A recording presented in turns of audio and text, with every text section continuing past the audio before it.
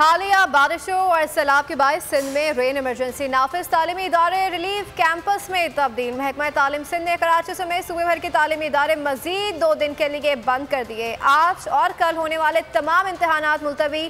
जामिया कराची ने भी इन दिनों में होने वाले इम्तहानात मुलतवी कर दिया। आला सानवी तालीमी बोर्ड कराची के तहत मुलतवी शुदा इम्तहानात आप 29 और 30 अगस्त को होंगे। सरकारी निजी जामियात में तदरीसी अमल मामूल के मुताबिक जारी रहेगा।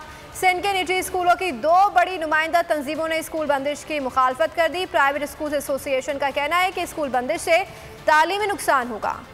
हालिया बारिशों और सैलाब के बायस सिंध में रेन इमरजेंसी नाफिज तालीमी इदारे रिलीफ कैंपस में तब्दील। महकमा तालीम सिंध ने कराची समेत सूबे भर के तालीमी इदारे मजीद 2 दिन के लिए बंद कर दिए। मैं हूँ जैस्मीन मंजूर और आप मुझे देखेंगे सिर्फ बोल पर।